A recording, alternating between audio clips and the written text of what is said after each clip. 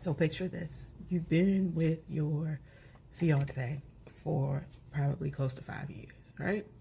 He's in medical school. You've been supporting him, making sure he has everything he needs. Your family isn't feeling him too fresh, but you're like, I'm going to stick beside him. Like, we are here. But then you're in his house and there's a person there who's like, yeah, I'm going to have your baby. And you're confused because you're like, who baby? I'm not pregnant. Like, whose baby is what's happening?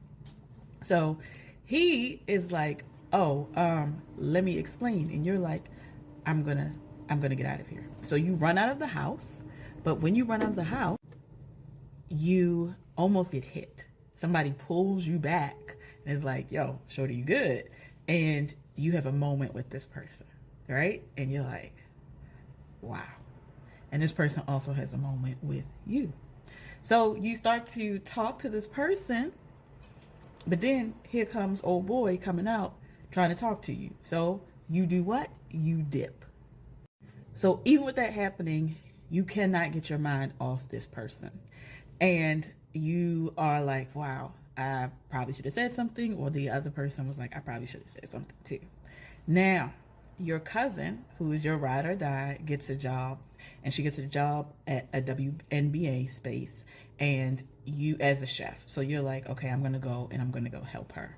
And she's like, bet, I got tickets. So we're going to go to the floor first to watch the game. And then you can come help me do all of my duties as a chef, serve food, all these things. So you're like, okay, because she wants to get you out of the slump that you're in because you're depressed about Mr. Baby Father. So she takes you to the game, and when she takes you to the game, you look over and you see the person who saved your life on the floor.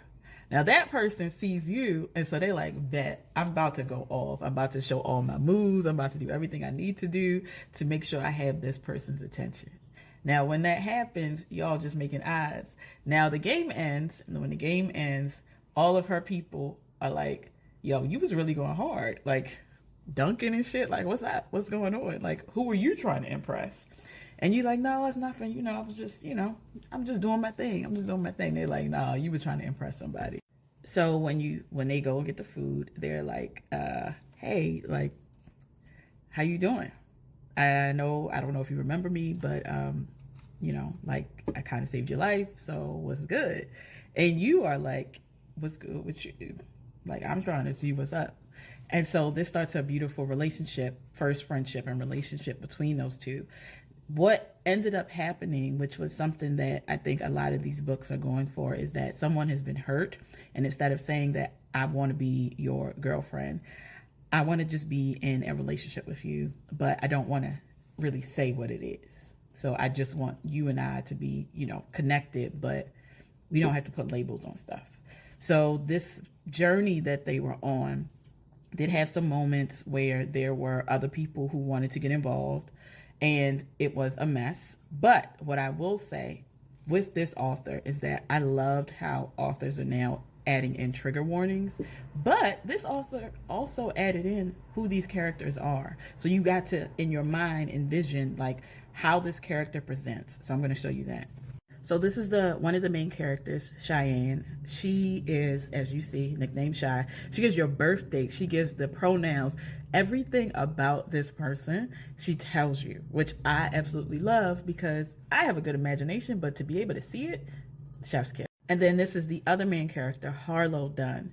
Again, she gives you exactly who she is, her birth date, where she was born. She even describes how she is, from her personality to her physicality, everything. And then here's a trigger warning, which again, if you are starting to read these type of novels, any novels, it doesn't matter what it is, I think authors should always put a trigger warning in because there are certain things that you may not want to read because they trigger you. So I'm excited that this is something that I see a lot of newer, younger authors do. And this is the book. They're the two characters down South Bayou. I absolutely love this. The sex scenes were amazing, of course, but I love that they were able to navigate this space. I love that their families were invested in their happiness.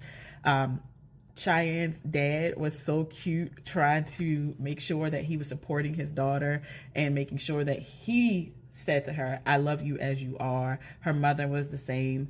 I love that even though there was drama, it was, hey, you need to cut this shit off right now. And Harlow said, I will, of course. Like, I want you in my life. They had some moments where they had to butt heads because of things, but they were 10 toes down for each other. So if you're looking for a sapphic novel where you have two characters who are supported, not just by their family, by their friends, but also you are looking for the sex scenes and all that other stuff, because you know it's all sexy time over here. I think this is a really good novel. I definitely want to read more from this. Who is this? Arika Alexander, because I think that she not only is able to build a story, but the characters who are around the main characters also have their place, and they don't overwhelm the story, but they're able to push up and be like, hey, we're here. And so I can't wait to see who else she has stories in store for. So check this out, Kindle Unlimited, Down South Bayou.